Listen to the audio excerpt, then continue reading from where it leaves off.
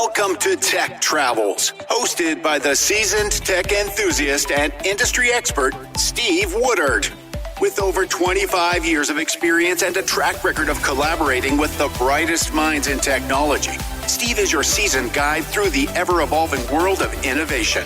Join us as we embark on an insightful journey exploring the past, present, and future of tech under Steve's expert guidance. Hello and welcome back to Tech Travels. I'm especially excited about today's episode because we're kicking off the first part of a three-part series that dives deep into a topic that has fascinated me since my childhood.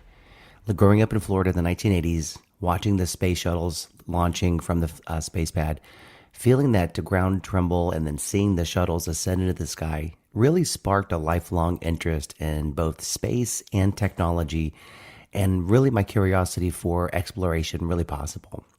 And recently, with all the buzz that's happening around with SpaceX and Blue Origin, and also the resurgence of space exploration, I thought it would be the perfect time to revisit the origins of this fascination around the space race.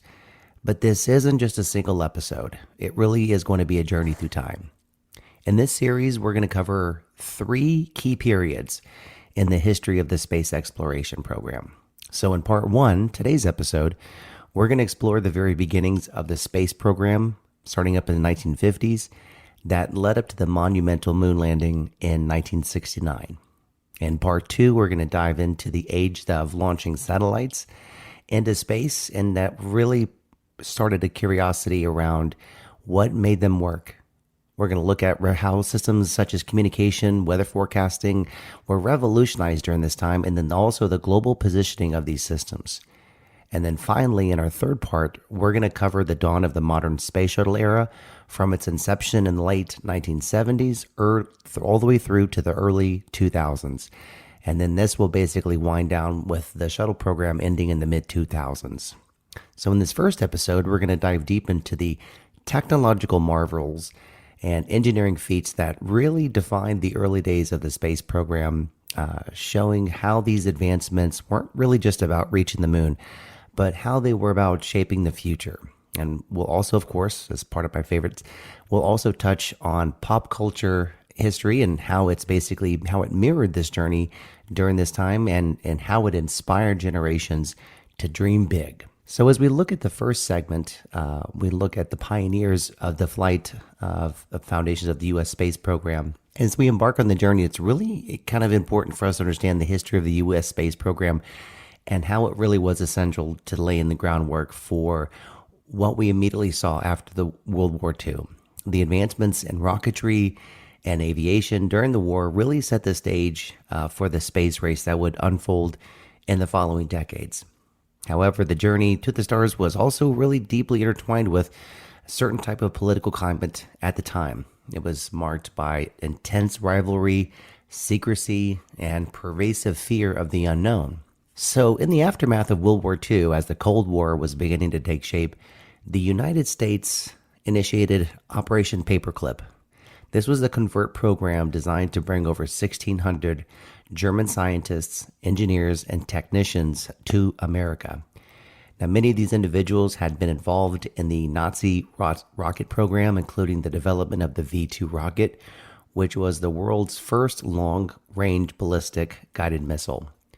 And among these prominent scientists was a person named Wernher von Braun, a visionary who had long dreamed of space exploration. Now, once they relocated to the United States, von Braun and his team were instrumental in advancing America's early rocket programs. Now, they worked in the Redstone arsenal in Huntsville, Alabama, and the recruitment of these scientists really was a political sensitive issue.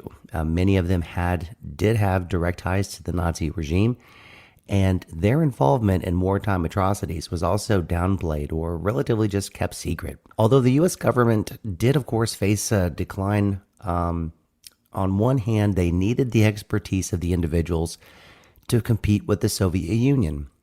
On the other hand, they had to manage the moral and ethical implications of employing former Nazis. Despite these challenges, the experts brought on by Wernher von Braun and his team were crucial in the development of the Redstone rocket, This was a direct descendant of the V-2 rocket, which was used during World War II, and it would play a pivotal role in the U.S.'s space program. Before NASA was even a concept, the U.S. Army, under the guidance of Wernher von Braun, was already making strides in certain types of rocket development.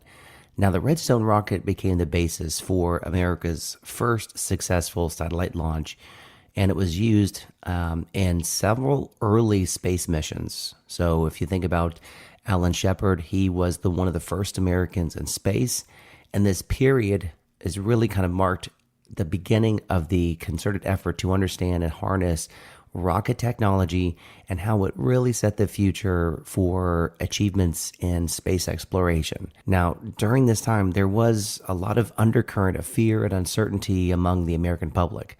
The idea of going to space was both thrilling and a very terrifying idea. Space was the great unknown, and many people were concerned about the potential dangers, both physical and political, of venturing into this new frontier. The fear of Soviet domination in space also added into this anxiety, as people worried about the implications of space-based weapons or even mass surveillance. Now, just kind of taking a step back for a second here, I could think of this and look at it from this perspective is I can only imagine what it must have felt like to really live during this time with a world that was on the brink of a new era and exploration and conflict. You know, growing up in Florida in the 1980s, I often heard stories from older generations about these early days of the program. And I think that there was definitely a mix of excitement and both fear and excitement around the possibilities of space exploration, but also what it could have mean for, things like global security. And I think the reminder was that the space race wasn't just about technology. It was really about, the hearts and minds of the people in both America and around the world.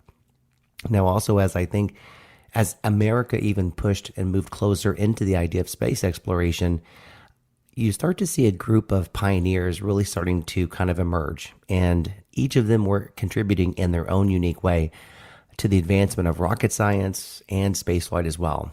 And these individuals really weren't just pushing the boundaries of technology. I think that they were really pushing and challenging the very limits of human capability and imagination. So one of them, for example, is one I already mentioned, was Wernher von Braun, right? He was the visionary rocket scientist, and his influence was critical in shaping America's space program. Long before the exploration was even feasible, von Braun was advocating for the development of large rockets that were capable of reaching the moon. And his leadership at the Marshall Space Flight Central was really instrumental in the creation of the Saturn V rocket. This was a powerful launch vehicle that could really carry astronauts to the moon, and they also used this during the Apollo missions. Now, von Braun's ability to translate visionary ideas into everyday practical engineering made him a key figure in America's space efforts. Now, along with this, you have another person by the name of Robert Goddard. Now, he's the father of modern rocketry. See, before von Braun worked in the U.S., Robert Goddard was already laying the groundwork for theoretical groundwork with modern rocketry. So he was often called, the father of modern rocketry. Goddard in the early 20th century really started to dive into a lot of research into the concept around liquid-fueled rockets. Now, this faced a lot of skepticism, and they basically gave him almost no funding at all. However, with his innovations, he was really the first one to successfully launch a liquid-fueled rocket in 1926. And this was really crucial because it showed that the technology could be used in a space race. Now, it was Goddard's work that really provided the foundation upon which later advancements were built, including the rockets that would eventually take humans into space. So as the world entered 1950s, the Cold War rivalry between the United States and the Soviet Union really began to take on new dimensions. And on October the 4th, 1957, the Soviet Union launched Sputnik 1, the world's first artificial satellite. The beeping signal from Sputnik that transmitted back to Earth was a clear indication that the Soviets had taken a significant leap in the space race. And this launch sent shockwaves throughout the United States, not just as a technological achievement, but also as a political statement. suggesting that the Soviets might have gained the critical advantage of critical missile technology. Now, in response to this, in response to Sputnik, President Dwight D. Eisenhower really moved quickly to consolidate America's space efforts. So on July 19th, 1958, he signed the National Aeronautics and Space Act, which was officially known as NASA. And this new agency was really tasked with catching up to and eventually surpassing the Soviet space achievements. So the creation of NASA really marked the beginning of a new era in U.S. science and technology where space exploration became a national priority. So NASA's mission was very clear: to land or to lead the country in space exploration, push the boundaries of human knowledge, and ensure that the U.S. would not fall behind in the space race. Now, during this time, the American public was also gripped with fear and anxiety. The idea of space exploration was incredibly exciting, but again, it really raised fears about the potential conflict in space. And there were also concerns around the militarization of space and possibly that the Soviets could have more of a strategic advantage. And these fears were continued to be exacerbated by the secrecy around the space program for both nations, which really just continued to add to a sense of really a lot of uncertainty. With NASA's establishment, the U.S. space program really started to gain some new momentum. So they established Project Mercury, which was NASA's first major human space flight program, and it was really tasked with a monumental goal. It was really intended to prove that humans could survive in space. Now, Project Mercury's objectives were pretty straightforward, but yet they were very ambitious. To launch a manned spacecraft into orbit, the study, really to study the ability of humans and how they function in space, and then also at the same time to ensure the safe return of both the astronaut and the spacecraft. Now, I think these goals were very critical in the first steps as it looks more and more like this is becoming a very ambitious plan. And I think that their ultimate mission was thinking, well, we can do this in space, but the ultimate mission would be is to land a person on the moon.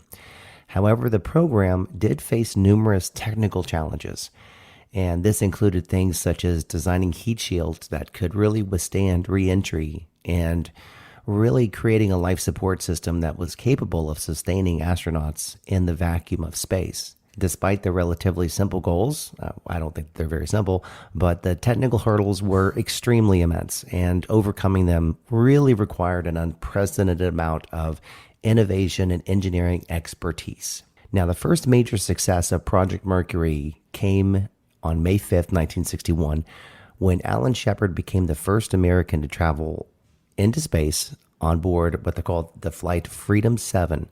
Shepard's suborbital flight lasted only 15 minutes, but it was monumental because it really demonstrated America's capability of human in spaceflight.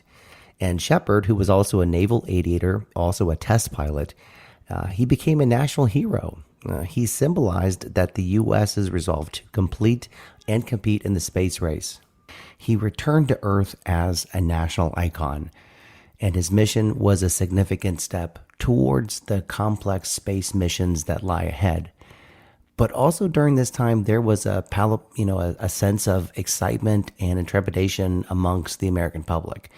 Now, the American public, they watched these early missions, they watched them with bated breath, and the successful flight of both Shepard and Glenn, they were not just technical achievements. They were really national victories that helped, to restore American confidence in the face of the Soviet space successes. And I think that, these missions really proved that America really could compete with the Soviet Union in space. And it laid a foundation for even more ambitious goals that would really follow, and that included things like the Apollo program. But just looking back at Project Mercury just a little bit more and diving into the technology, it's really important to highlight the significance of really what this really meant from a technological achievement, particularly in spacecraft design and material science. Engineers really worked to develop a reliable heat shield that would protect the spacecraft from during re-entry, and then using those materials that they basically would burn away or help dissipate heat. Also, life support systems were also refined that would enable astronauts to survive in the harsh conditions and elements of space. Now, these innovations, they would also be used in future missions, and that experience gained from the project, Project Mercury, laid the groundwork again for more complex missions to come, including things like Gemini and Apollo programs. And these are what really led to even more technological breakthroughs that proved human spaceflight was also possible, and also set the stage for America's eventual triumph in the space race. Now, with every technical achievement, there's also a technical challenge, specifically within Project Mercury. So let me dive into that a little bit more. So when Project Mercury began, there was virtually no experience in manned spaceflight. Everything had to be designed basically from a spacecraft to understanding the physical and physiological effects of space and how it was going to affect the human body. And then we also had to understand, what was that really going to mean in terms of kind of humans basically venturing into uncharted territory. So both engineers and scientists were virtually working from scratch. They had they only really had theoretical knowledge and a very, very limited amount of experimental data. Now, this really led to a lack of established procedures. And when they started doing testing, that meant that everything had to be created, tested, and then refined in real time, and then had to do this time and time and time again. And this was part of, the trial and error process. And this is what really led to it being very time consuming.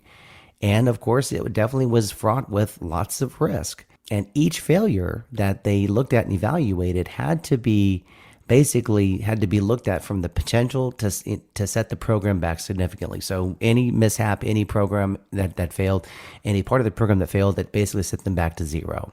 Now, also, if you look at, some of the limitations, you look at some of the materials, and one of the most critical challenges was developing materials that really could withstand extreme conditions in space. So if we look at things like, re-entry into Earth's atmosphere. At the time, the materials was not as advanced as today, meaning the engineers had to innovate and come up with something that was readily available. The heat shield specifically, which was the component that was relied upon for re-entry, needed to protect the spacecraft from temperatures exceeding 3,000 degrees Fahrenheit. And they had to basically burn away gradually, and they had to dissipate heat.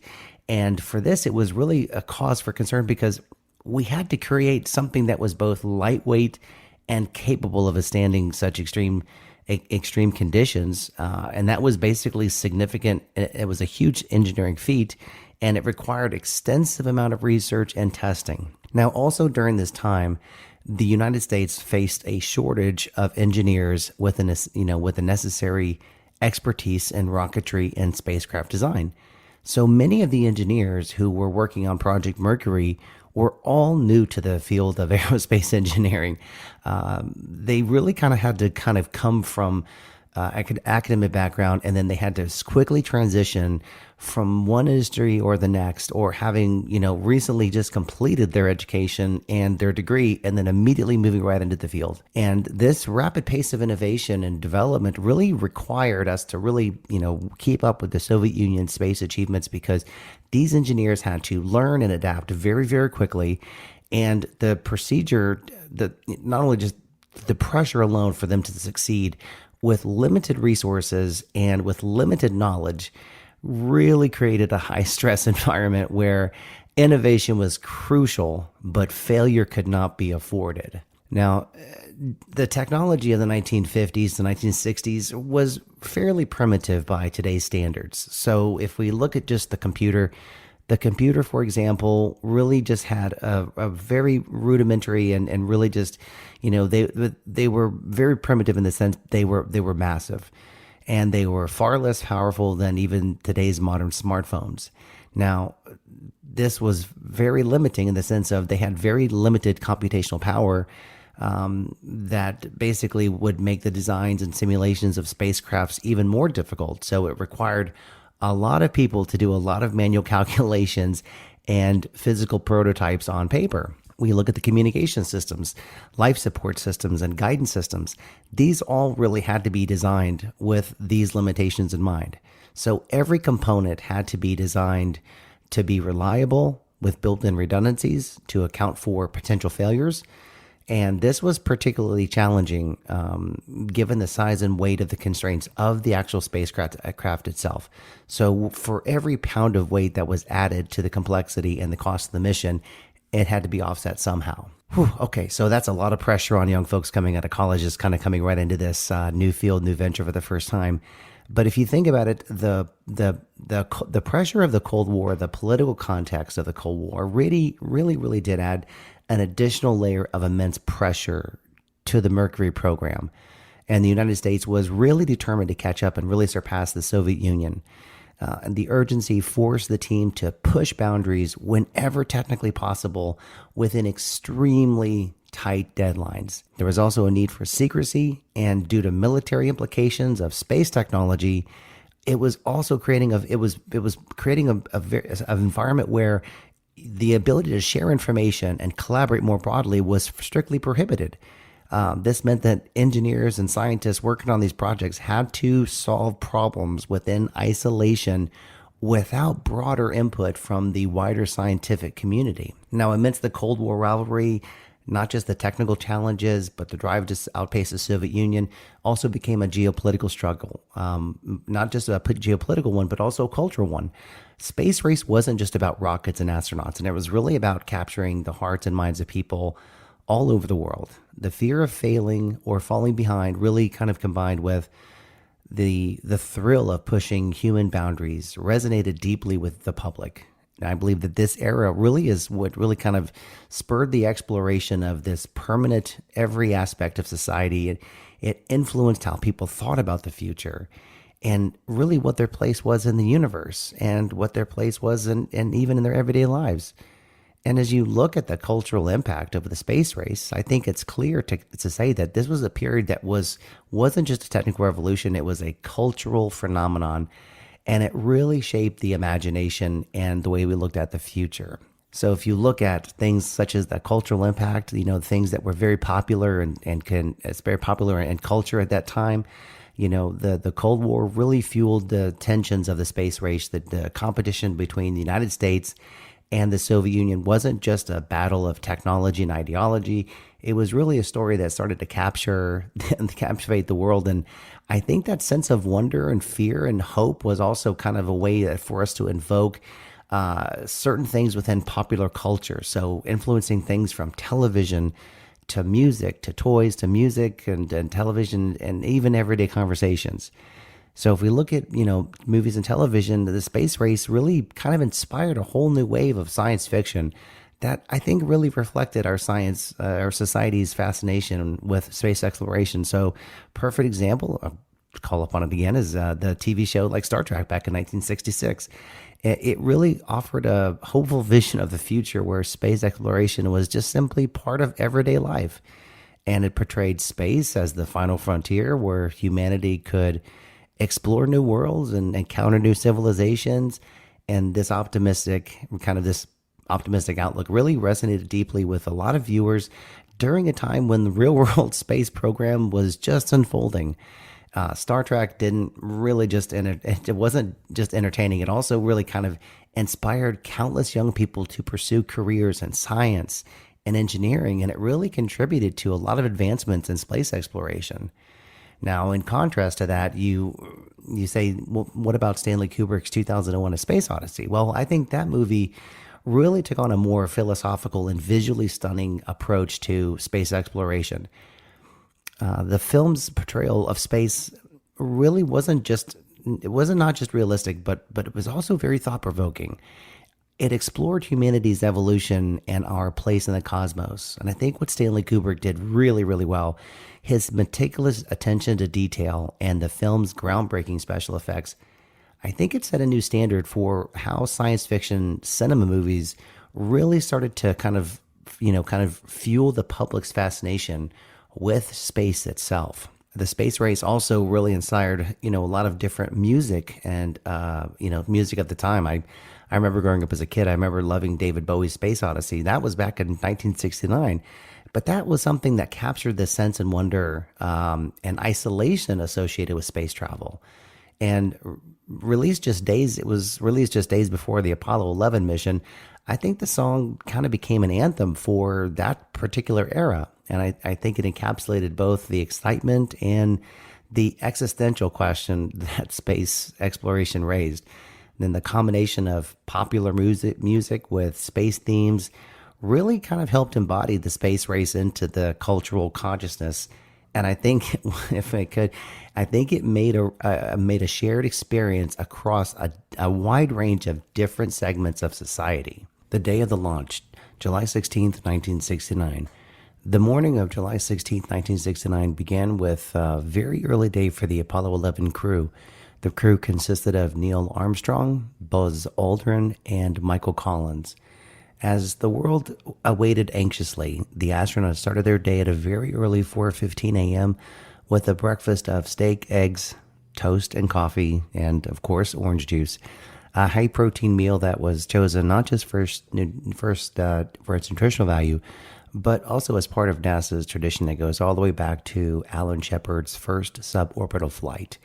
And the calm routine of this breakfast stood in stark to the contrast to the monumental task ahead, which was humanity's first attempt to land on the moon. Now, the astronauts, while they were preparing, the tensions mounted on the launch pad. The Saturn V rocket, though meticulously tested, had never really carried such a significant cargo before, especially human cargo. So engineers and technicians were, acutely aware that any single error could turn into a historic disaster. So the memory of the unmanned Apollo 6 test, which experienced issues, incurring things like dangerous vibrations that really threatened the rocket's structural integrity, was really fresh in everyone's mind. Now, these problems had been addressed, and the weight and responsibility and the pressure to succeed was absolutely intense. So I want to talk about the technical aspects of the rocket itself. And this is something that I have always found so very, very interesting is just talking a little bit about the Saturn V rocket. It was absolutely a behemoth. It was massive. And fueling it really required it was a massive operation just to fuel it. So just a couple of specs are that it carried over 950,000 gallons of fuel and liquid oxygen. Now, the first stage alone held about 203,000 gallons, and this was in a form of what they called refined form of kerosene, and an additional 318,000 gallons of liquid oxygen. Now, filling the tanks was a meticulous and very time-consuming process. And to do this, it really took several hours to be able to load the rocket with all of its fuel and full components, just to be able to get the fuel ready. And the process had to be carefully managed to ensure that the correct temperatures and specifically the pressures were maintained, because liquid oxygen had to be kept at extremely low temperatures in order for it to retain in liquid form. So when the rockets were fully fueled, the thrusters were ready to burn. So the Saturn itself, it was equipped with 5 F1 engines, and they ignited in approximately 8.9 seconds before liftoff. And this was the period at which the engines were checked for stability and performance, while the rockets were basically remained secure and they were held down by the launch pad clamps.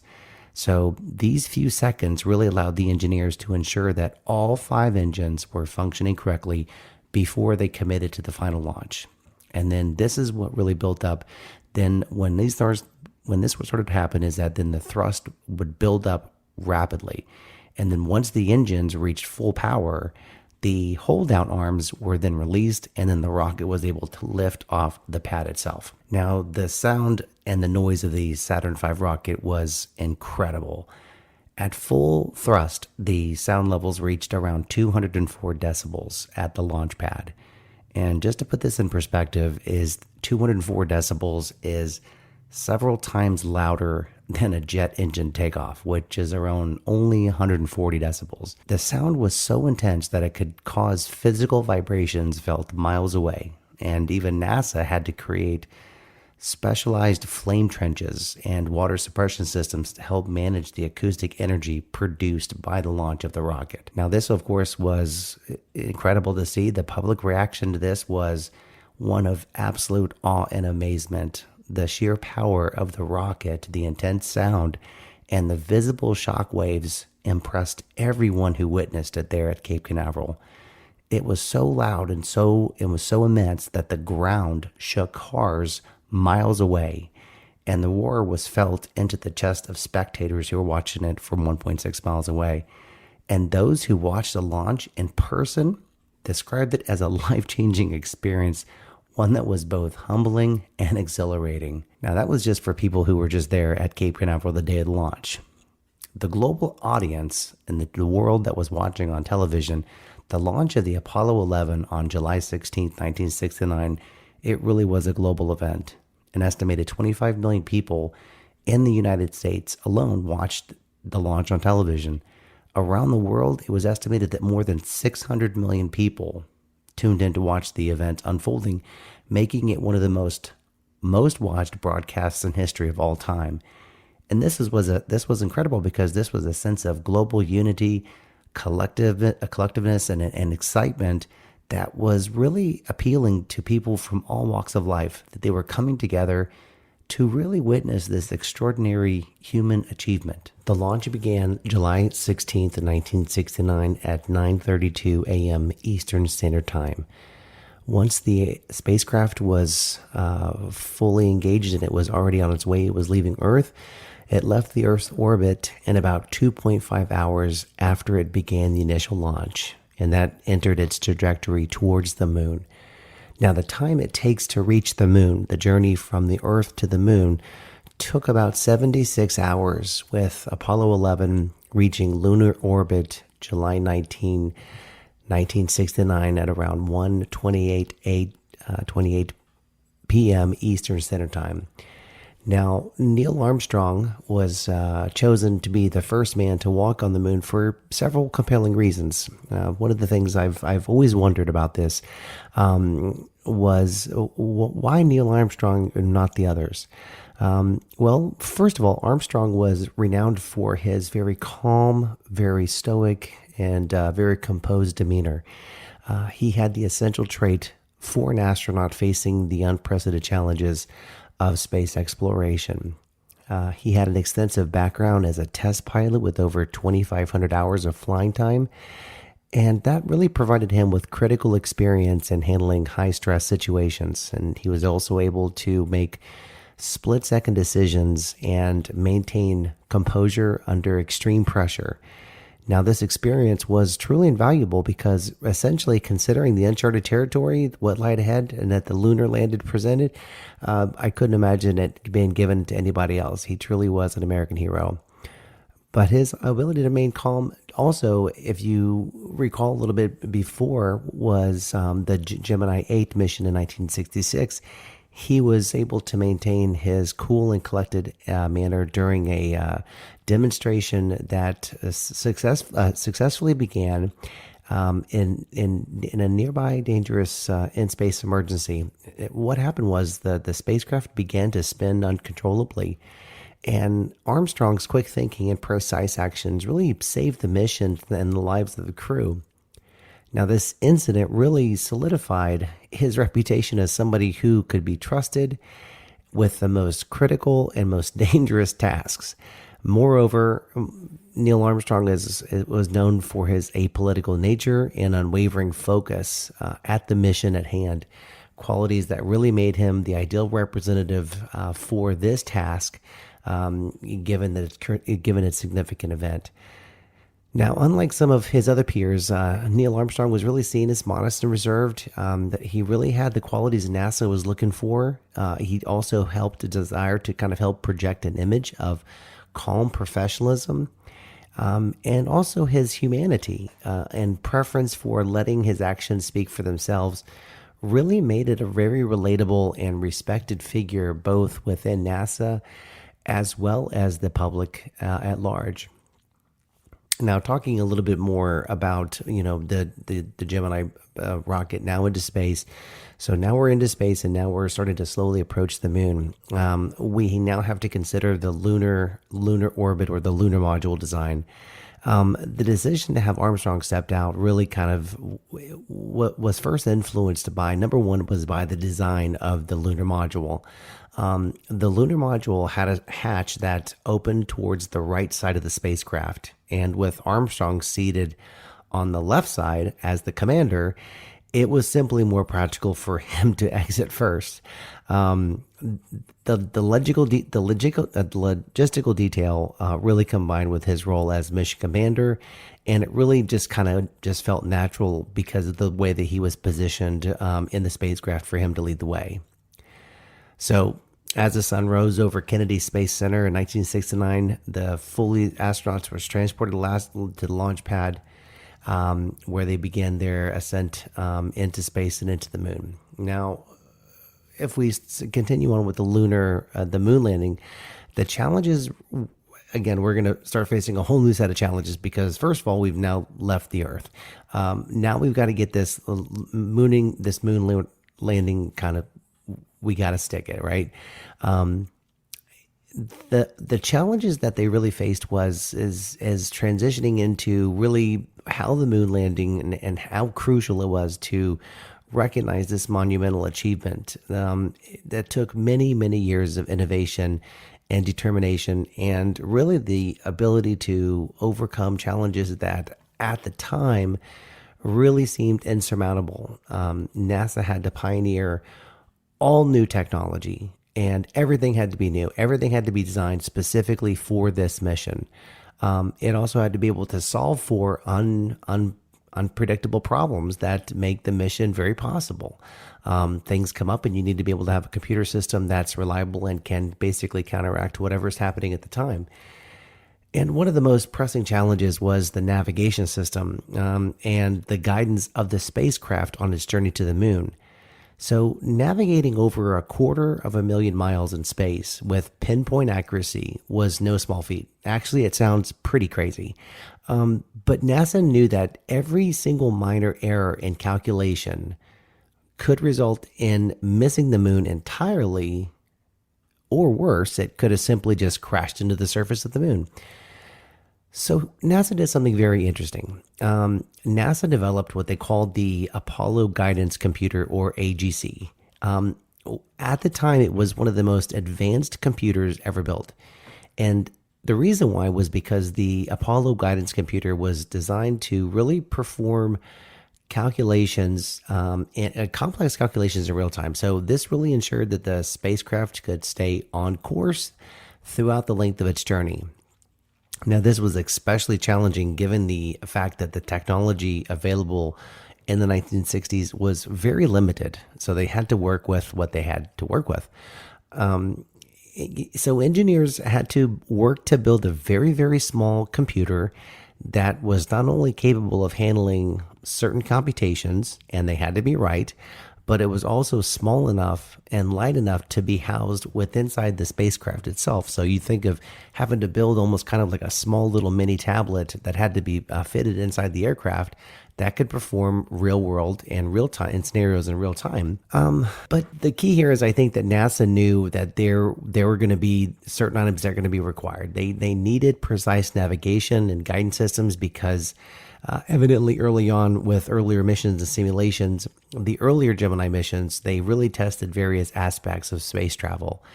And it really revealed to NASA the importance of specifically accurate navigation, especially during critical phases such as a lunar orbit insertion and in landing.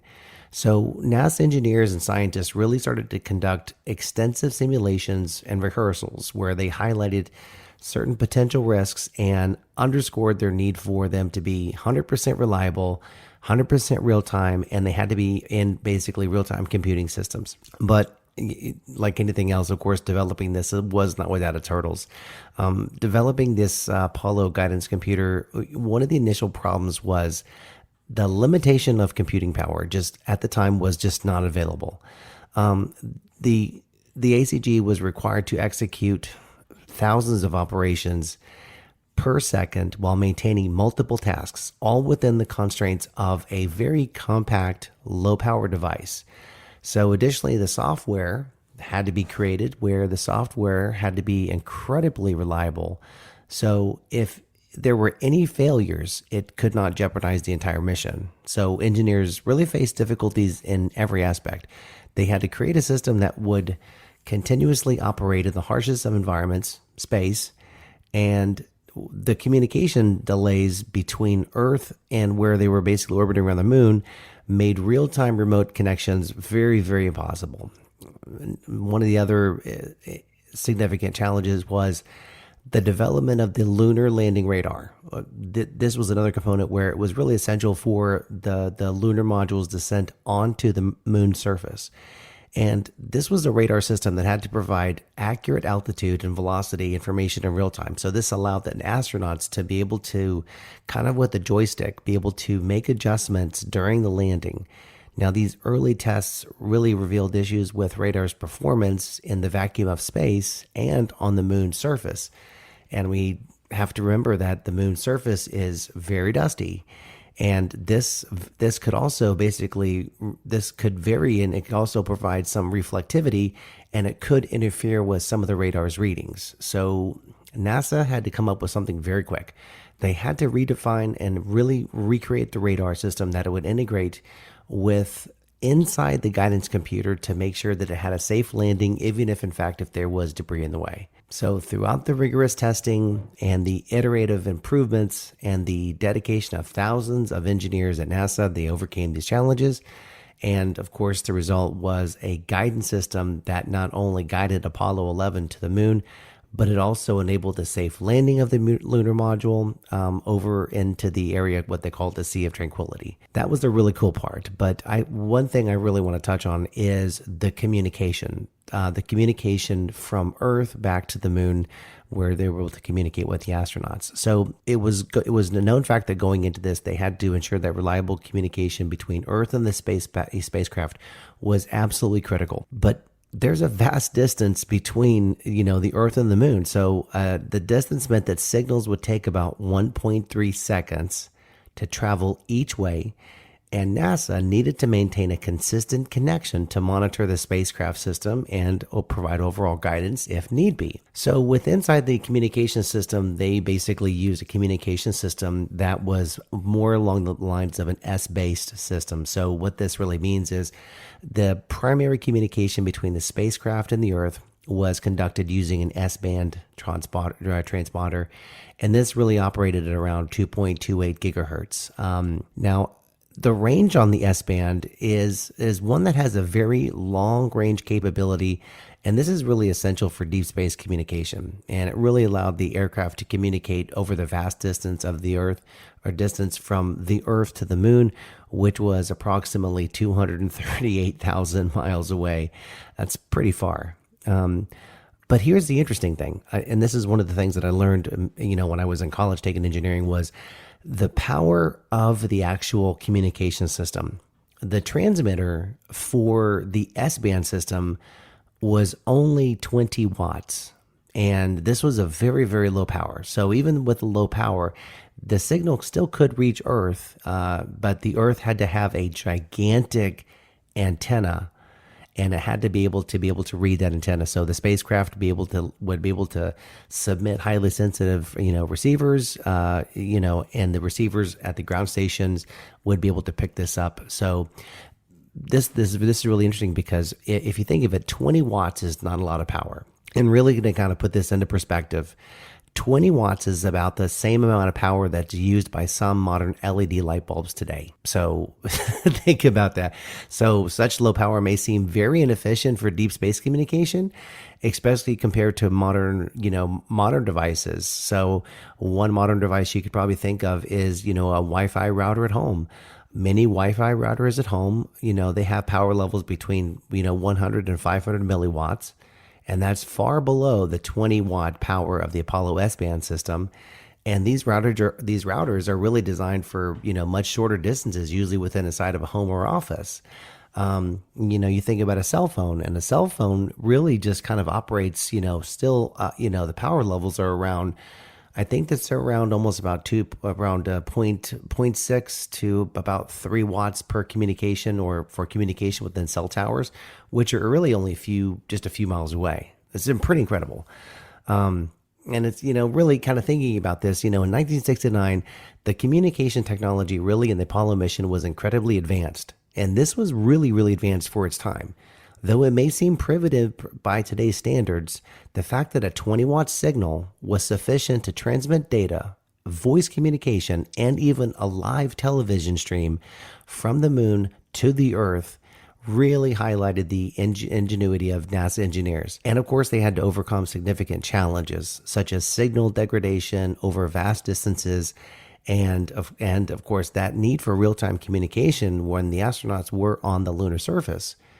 So thinking about it, today's communication has advanced dramatically, and we have satellites, we have fiber optics, we've got global networks, and we can transmit vast amounts of data, instantaneously across the globe. However, the Apollo mission's communication system, I think, really laid the groundwork for these modern advancements. And I think this is really kind of showing you what's possible with careful planning, engineering, and deep understanding of the physics of radio waves. So when we think about this, this was definitely, a team of engineers and scientists and astronauts that really pushed human ingenuity and teamwork to the cutting edge. The technology was cutting edge. It was the human element that truly made the moon landing possible. The teamwork between NASA engineers, scientists, astronauts, and it was really essential in overcoming all of these challenges to complete a single mission. So engineers at MIT, NASA's Johnson Space Center, contractors like that worked with IBM worked tirelessly to develop, test, and refine systems over and over and over again, leading up to the days of the actual Saturn V launch. Even the astronauts themselves, they were not just pilots. They were really just trained in the operations of spacecraft systems, emergency procedures, and even scientific experiments.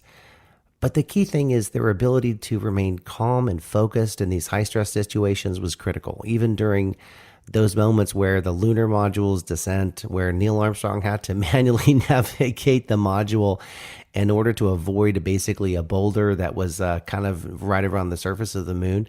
So he had to almost kind of wing it to be able to get the lunar module to really kind of work to land where he wanted to land. You think about the lunar module itself. The lunar module really was, designed by, Grumman Aircraft. And this, of course, was another piece of, technological achievement, because this is really what made the moon landing possible. The lunar module was the first spacecraft designed specifically for space operations. Even with no function within Earth's atmosphere, it had basically 2 stages: one for the descending of the lunar module to the moon surface, and the other one for ascending back into lunar orbit. And the really cool thing about what makes the lunar module is its super lightweight construction. And this was really designed to be as light as possible. So they used very thin, very, very thin walls and a structure that balanced strength and weight. And this was very, very critical for conserving things like fuel and ensuring that, the module could take off from the moon surface. And then, of course, there was the landing gear module itself. So the landing gear had to absorb the impact of landing on an uneven surface while being light enough not to burden the spacecraft. So the engineers really had to design, legs that could really extend and compress to manage that landing. So they also had to have things like redundant systems. And there were multiple backup systems inside the lunar module to make sure that there were redundancies in place, that even in the event of a failure, the whole mission could basically still be carried out today. You think about opening doors. What this did for future generations is, the technologies really developed during the Apollo program laid the groundwork for future missions. And the Apollo Guidance Computer, the ACG, this was the pioneering field of its time, especially using integrated circuits. And it really was a precursor to the modern day microprocessor. And that part would then later revolutionize computing industry. And this leap in computing made it possible to develop more advanced spacecraft, more advanced satellites, and more advanced space probes that could go farther and farther into the space. And NASA's subsequent missions, such as the Space Shuttle program, the Mars rovers, they all directly benefited from the innovations and lessons learned during the Apollo mission. But I also think that there's also a huge influence of, what the computer and electronics industry had seen is, with the development of the Apollo guidance computer, it really helped drive the advancements in the field of computer science. And what that was is the need for small, reliable, and efficient computing power that really pushed the boundaries of what was possible at the time, leading to miniaturization of electronics. They didn't have to be big, gigantic computers that filled a room. They could be small, miniature, and very, very small. That could be very, very lightweight. And this miniaturization not only benefited future space missions, but it also had a lasting impact on the consumer electronics industry. And just the same way that, technology enabled a spacecraft to navigate to the moon would eventually lead to the development of personal computers, smartphones, and a host of other devices that we are to see here in normal life as well too. So if I want to round out the segment and really kind of drive this home here is, I think probably one of the most, significant legacies of the moon landing in the way it's really inspired generation of scientists, engineers, and entrepreneurs. I think this sense of possibility came from seeing what humans, could do, where they could walk on the moon, and it encouraged countless of individuals to pursue careers in science and technology, engineering, and aeronautics. And it really led to innovations that we really see today. So we look at fields such as robotics, renewable energy, and biotechnology. And I think these advancements that made the moon landing possible have a profound and lasting impact, not just in space exploration, but in our everyday lives. I think the Apollo program really wasn't about just reaching the moon. It was really more intended around pushing the boundaries of the human capability to set the stage for a technical revolution that really has shaped our modern world today. So from the computers we use to satellites that connect our global communication systems, the legacy of these achievements continue to influence the way we work, we live, and explore the universe is profound. And if I, take a minute to just reflect on the journey that led the first humans, to step on the moon, I'm really just struck by the sheer audacity of what was accomplished. The moon landing was a triumph of human ingenuity, determination, and relentless pursuit of knowledge. And it reminds me of the right combination of the vision, the technology, and teamwork that we can still achieve what we can still achieve once we seem like it can be possible. And I think this legacy is not just a chapter in history, but I think it's also a reminder of our potential and our ability to explore and innovate to know that knows no bounds. All right, so that was segment 1. In our next episode, part 2 of our series, we're going to dive more into the era of launching satellites into space, a period that revolutionized communication, weather forecasting, and global positioning systems. And this was a time when space exploration began to directly influence and enhance Earth on life. And this is where we really start to see it setting the stage and setting the foundation for the connected way in the way that we live in the world today. So again, if you enjoyed this episode, please click the thumbs up. Please click the subscribe button. Your feedback is incredibly important to us. Join us next time as we continue to explore the cutting edge of technology. Until then, stay curious, stay informed, and most of all, happy travels.